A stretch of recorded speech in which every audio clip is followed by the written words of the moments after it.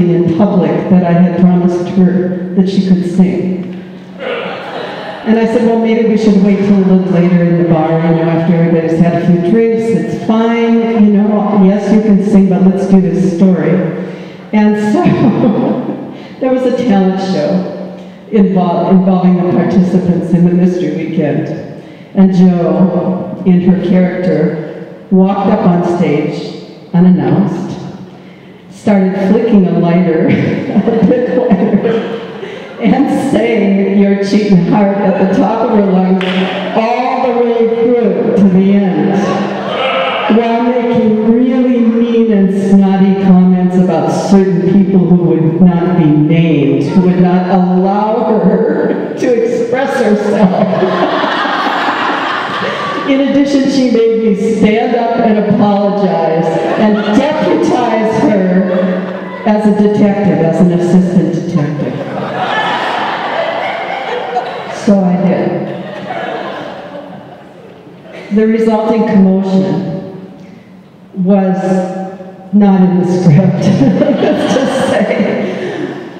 One actress was so inspired. This was Lorraine Scalf. Some of you might know Lorraine.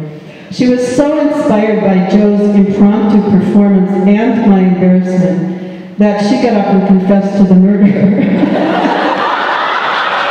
She wasn't the murderer in my script. And if that wasn't enough, then another actor, Doug Burnham, got up and confessed that actually he did it, and she was covering for him. And so I just threw up my hands and said, well, whoever, And we improvised from there, and she really taught me something about the art of improvisation as well as storytelling.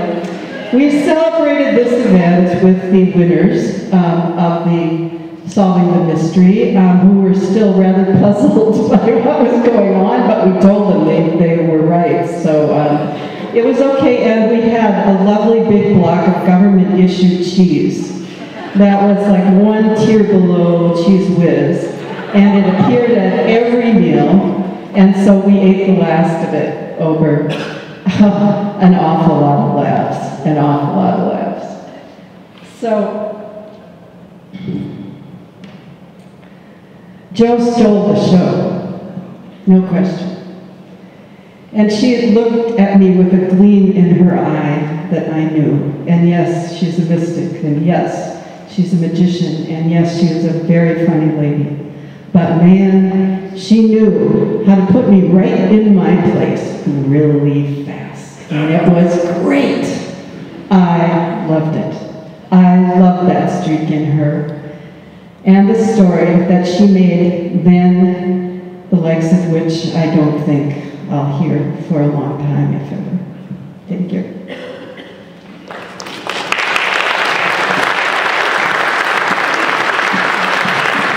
Every word is true. I made up a bit too. This is another of the times that we're going to be sharing stories, and I think Emily has one. So, Emily, come on.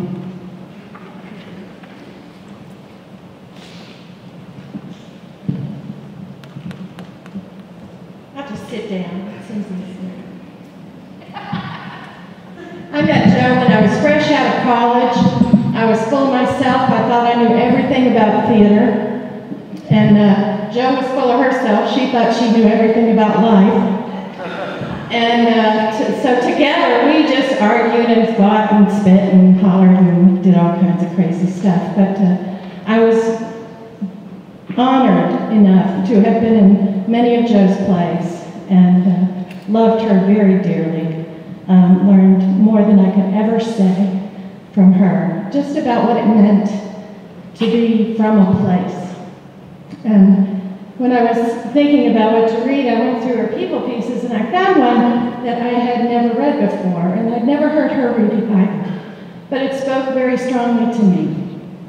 And I think it says something. She wrote it about a farmer. It's the voice of a farmer. But I think it says a lot about what it means to be an artist in a perilous time in a particular place. Sometimes I look back. I reckon everybody does. I realize decisions. Not basic ones, not for myself. I never asked myself whether or not I really wanted to stay with this. I just assumed I did. Now, I might have thought of that some 30 years ago, but instead, I made the 100 million little decisions.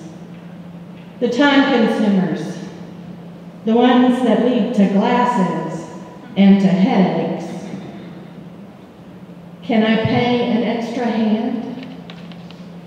What do I plant where this year? Who do I try to sell it to? All those. Well, I sit here and I dream what would have happened if I turned some little one of those decisions around. Where might I be? And what might I be doing? But I'm not. And I think, I grew up here. I have lived here, worked here, and I have made all my decisions about here and for here. And in those many moments, I have kept my family together and in health. I have lived in harmony and good union with my friends and my neighbors. And I have kept a little piece of earth in working order. I am proud of that.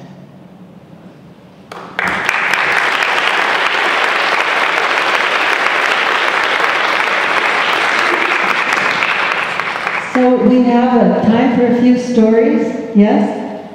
Come on up.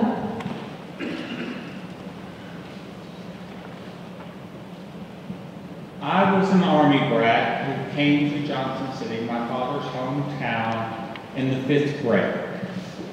I was different. I talked differently than other people did. And we went to Northside Elementary School. And at recess the first day, needless to say, I was joked about and things like that. Well, teachers set you alphabetically at the time, so Carson was right behind Campbell. I feel a little finger nudging me on the back after recess, and I look back, and this girl says, "You got nice hair." I had a friend. And also in that class, some of you might remember Steve Pressman. There were 3 of us, all who were interested in theater, all interested in storytelling, and things like that. In the 10th grade, we had Miss Ritchie for English, and she assigned a group book report. And I was really lucky. I had Steve and Joe.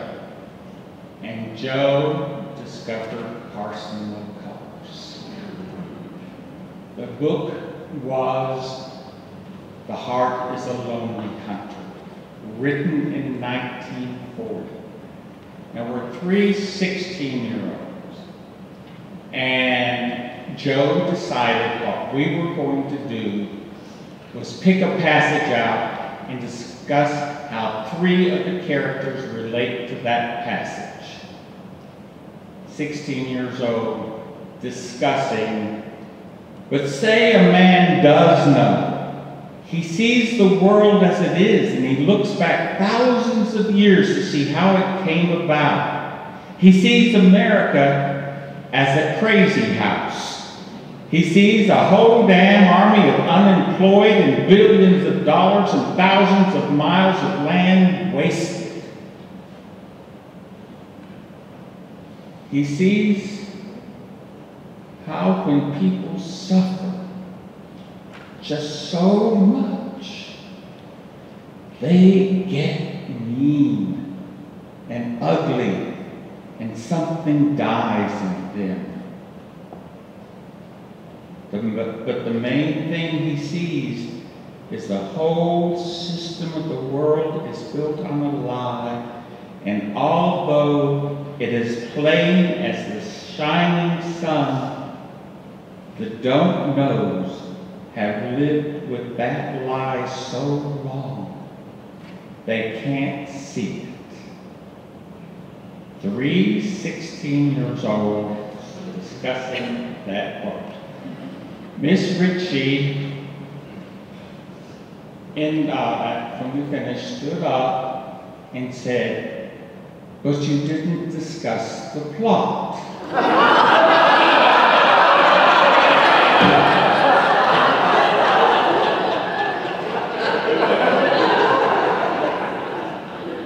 I taught English for 30 years. Jo looked up at Miss Ritchie and said, "Miss Ritchie, stories, poems, books, and plays are more than plot." I used that for 30 years at the beginning of every one.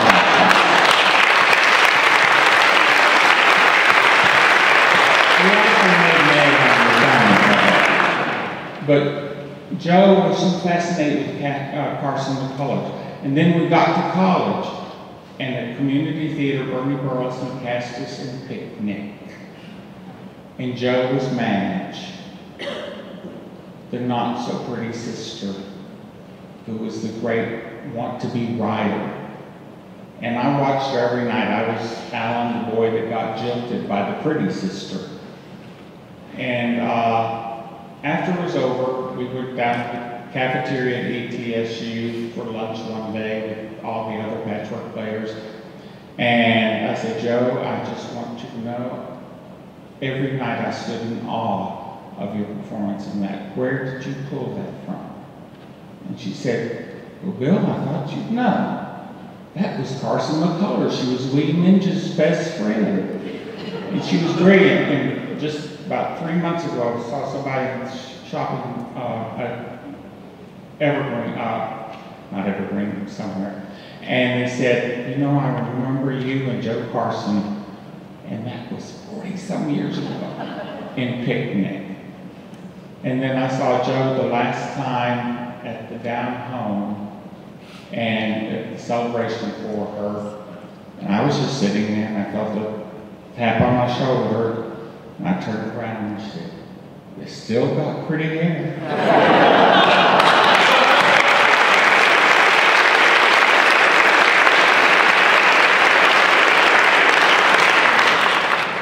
Is there one more story? Yes.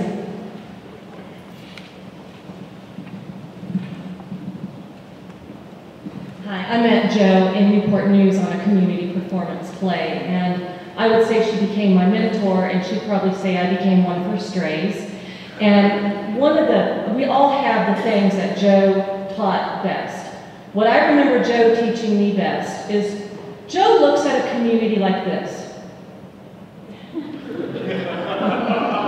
And pretty soon other people start to kind of look at the community like this too, and everybody in the community starts to look like this. And so you have the whole community now looking this way, this way that Jo is looking. And about the time everybody is looking like this, Jo goes, So it takes a while and it takes some bending, and they start doing this, and usually she's done with the community by the time she's looking at it like this. But that's what I learned from Jo.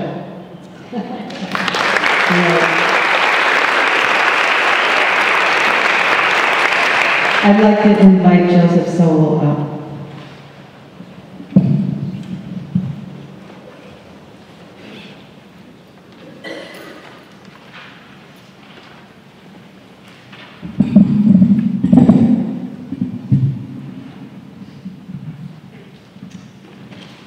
Mr. Campbell, I believe that was Earth Fair? Well, yeah. I heard this story first from Jo. She told it to me in the aisles at Earth Fair, our local health food grocery. And probably some of you have heard it, as many as possible that she could have possibly told this to, because she loved to tell it. And I love to hear it. We heard it again in an interview that we did with Jo for the Cancer Stories project that we're doing with the storytelling program and the oncology program at ETSU. And we've made a play from that And we've also used it to train doctors how to listen to patients. So this is called Ruby. I was there 8 days, okay, which is a long time to stay in the hospital these days. And for most of that time, I'm throwing up everything they give me and they can't get me to stop.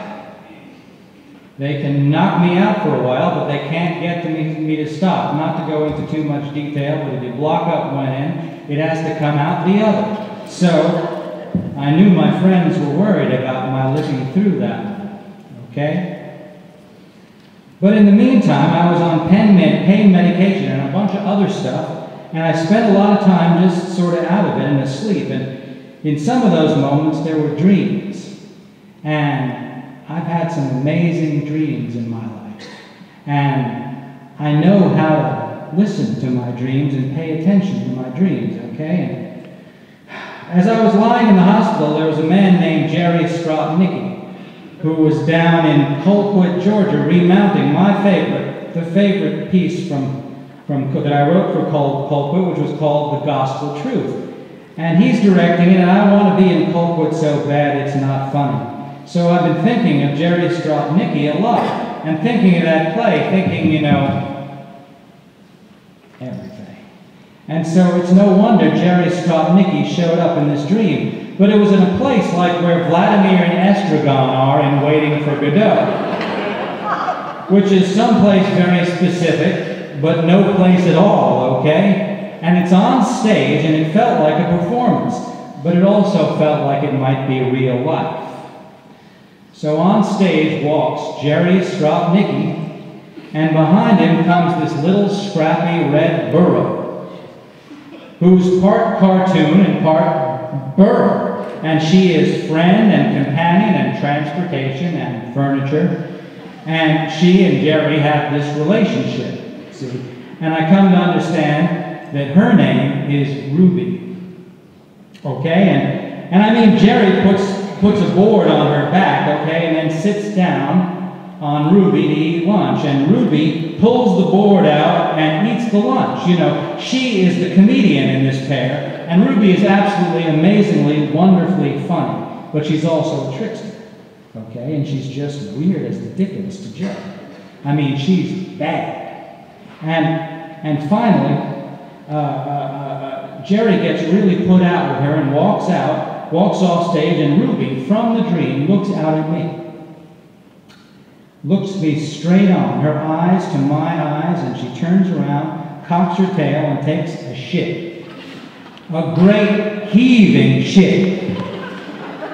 And then, at the moment of the shit, there's this disembodied voice that sounds like the angel Gabriel through the Grateful Dead's PA system, okay?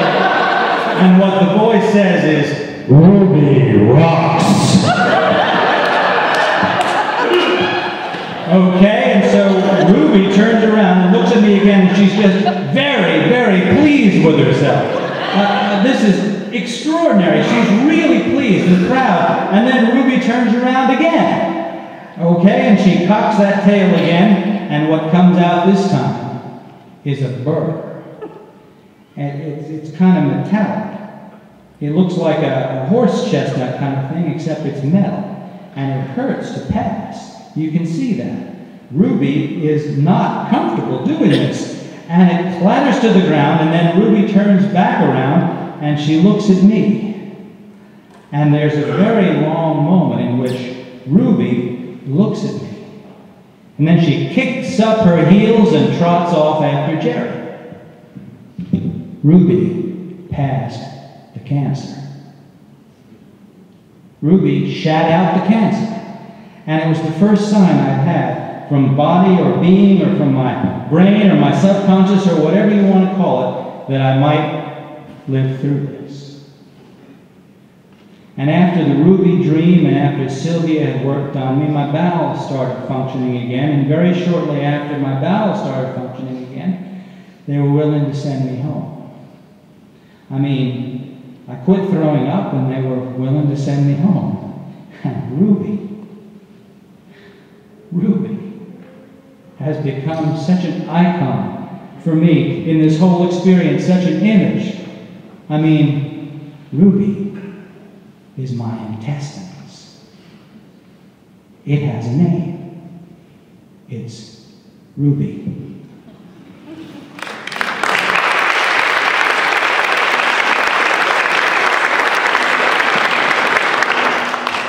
Bright morning stars are rising. Bright morning stars are rising. Bright morning stars are rising. Day is a-breaking. Oh, where are our dear mothers?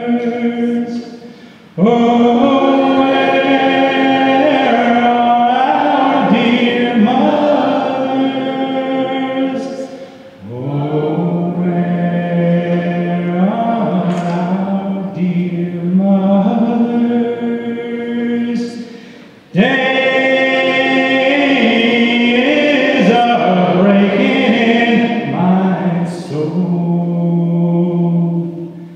They're down in the valley praying.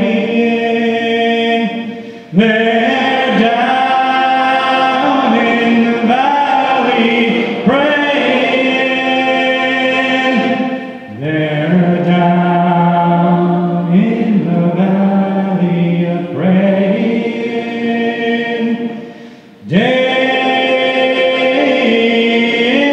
are breaking in my soul. Oh, where are our dear fathers? Oh, where are our dear fathers? Oh, where are our dear fathers? Days are breaking in my soul. They're up in heaven shouting. They're up in heaven shouting. They're up in heaven shouting.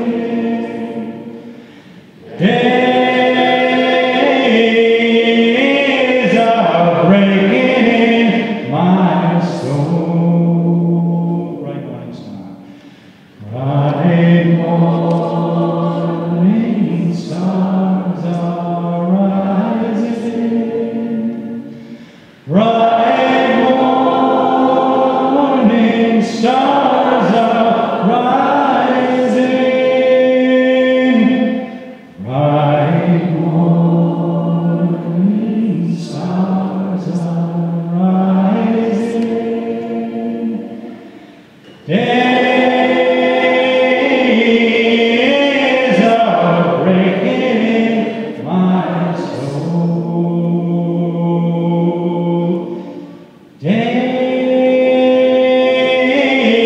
Days are breaking in my soul.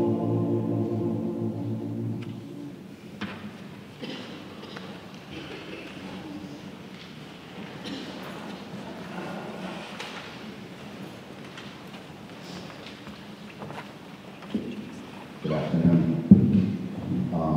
My name is Nick Sly. I do some Al Benz work here. Yeah, I know. I'm from New Orleans, Louisiana, and I just heard Jo talking to me about dreams. Jo's been nagging me the last couple of days because I wasn't scheduled to be here. And so I just couldn't get off my mind. She kept nagging me and she kept nagging me. And I was reading Liars, Thieves, and Other Sinners from the Bench. And he kept saying, pay attention to your dreams. So yesterday at about 1:25, who appears in my dreams, but I'm sitting across the table from Dudley Cock and Bob Leonard. And to get a lecture from one of those gentlemen is something. But to get a lecture from both of those men at the same time is a whole hell of a lot of business. So they were nagging me about why I wasn't going to Joe's memorial. So last night about 11, I punched the button to buy a ticket. Here I am. Because of Jo Carson, many of us in this room have had the great fortune of having a lot of mentors. Because of my association with the organization Alternate Roots, I feel like I've been gifted just a lot of family, a lot of people to look up to. Jo is definitely for me one particular mentor.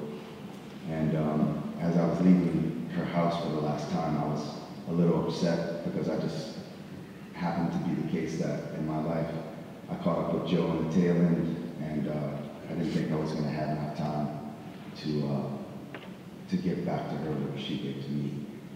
And one really great thing happened was that I realized that her passing in the open space that she was giving us, she created this magic space. It was amazing. It's the most amazing thing I've ever seen for somebody passing. But she did show me one really important thing, and it was that it's good to have a supporting cast. And in the theater, we often, those of us who grace the stage sometimes, we often get a lot of credit for things, but I watched Al Benz and Sylvia and Lisa do, and many, many others that I didn't get a chance to see, just do the yeoman's work of staying up late with people and giving people medication and sending out emails and laying hands. So if you have a chance today, I would offer thanks to those people, because it was really beautiful what you all did for Africa, Jo. And Will McAdams, who's a great playwright from afar, sent this poem, and he asked if I would read it. This is the day for the divine in the commonplace. Shaving, I look down at spectacles of cut hair in the sink and see constellations. My white foot powder sprinkles onto a black t-shirt on the bathroom floor, and it looks like stars. And outside my apartment window, a child screams hello. A jet roars by, an elevator door closes. Everyone is leaving or coming home today. You're eulogizing me with foot powder? I can hear it now. Maybe, Jo, because weren't you the one who saw the eternal in the commonplace? Didn't you show us that the voices in the holler, in the mountains, on the pass, sing like angels? Weren't you, like Huck Finn once said, a woman with a lot of sand? Yeah, you made the sand sublime. I remember you, asleep in your bed. More like a wedding bed for a union with life than a deathbed. As a circle gathered in the living room playing music, Elise, Nick, Sarah, Mick, fiddles and Cajun fire ricocheted off the walking sticks on your wall, and you sat up in your bed, eyes filled with luminescent joy, happy for a gathering of friends and for music you could not even hear. Giving us an assignment, think about chaos and creativity, telling us the story of your one unfinished community play while we held the acupuncture points on your wrist as if we held tight enough you wouldn't fly away. Talking proudly about how many nice clothes you bought at secondhand stores, girlishly your face becoming more beautiful by the second. How could you look radiant even with post-it notes of medication times on the wall behind your head? Then you moving a precariously balanced tray while I worried about a precariously balanced you, and Elise eyeing me ruefully saying she knows what she is doing. And you saying, I gotta get out them cowboy boots, inside a wooden trunk under the tray, and then you giving your cowboy boots 2 by 2 and offering to the universe if we have the sand to fill them. And Elise squeezing into a red pair and tapping a rhythm onto the floor like she's calling for rain, and she dances you to sleep. And then, right before we left, just one last visit, Al says, this is not a good morning. Al, whose quiet sturdiness is holding these days together like the beam of a house. His voice is cracking, and you lie there, your face gray, tension in your body like you're holding on past the point of holding on. You're dying, Jo. I'm walking in the park near my apartment,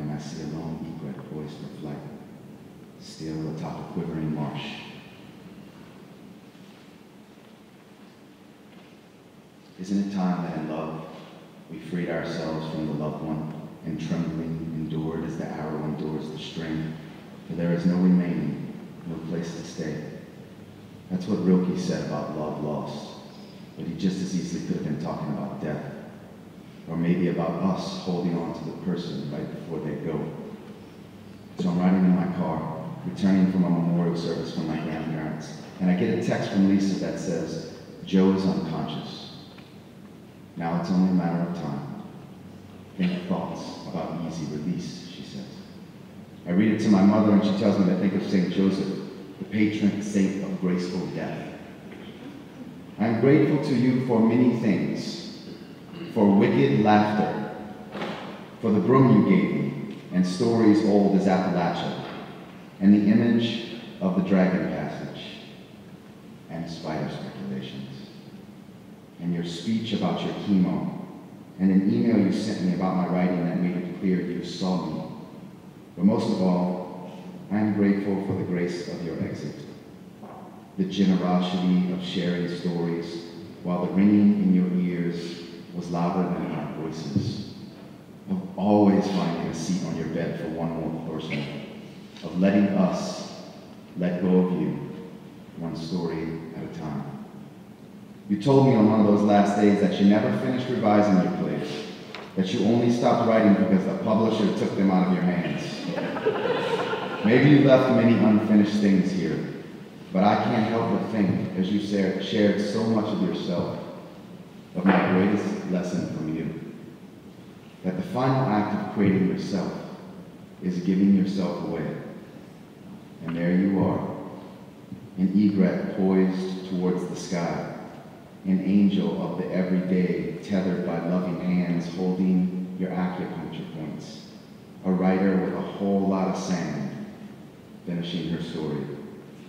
I close my eyes and listen to the rhythm of 1,000 pairs of cowboy boots thundering your departure, as your stories rain down like white foot powder from the sky.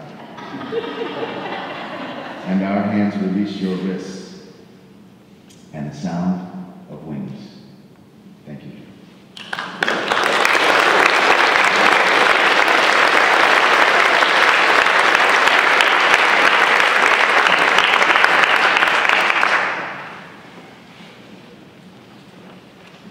This is almost over. Those of you who are wondering when it was going to end, why don't you all stand up for a minute, introduce yourself to your neighbor, and then sit back down while I adjust this.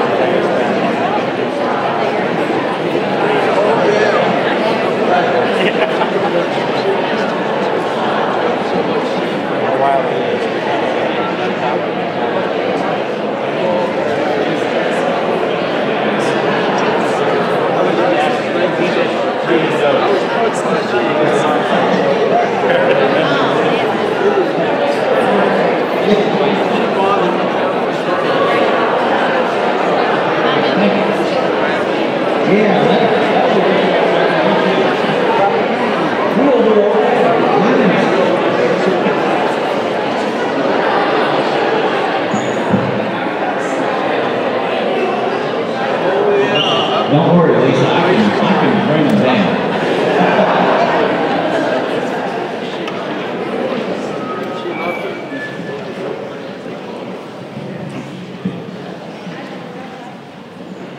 My name is Jo Carson, and for those of you who don't know me, I have thought it was quite ironic that I was always introduced since I was 12 as Joe's little brother. Still think it's somewhat ironic.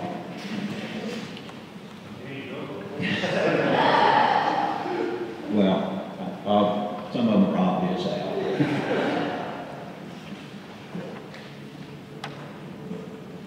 My sister was 4 years old when I was born, so I don't know much about what happened before that. I don't know a whole lot about what happened probably until I was around 7 or 8, because I wasn't paying much attention. But there are a few things that I do know. My sister had many great passions. Her first one was horses. Now you guys don't have any idea. She didn't love horses. She wanted to be a horse.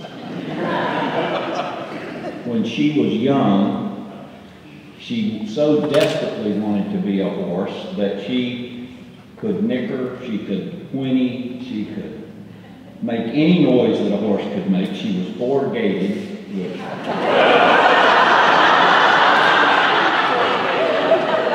She could walk, she could trot, she could canter, and she could gallop. And she was, she was a horse. And she drew horses. She did everything, horses, until she found what I suppose was her second love, and that is the theater. And she found that. Some of you may know this better than I, but I would say it was when she was in college. And at some point, she made a transition from theater into writing.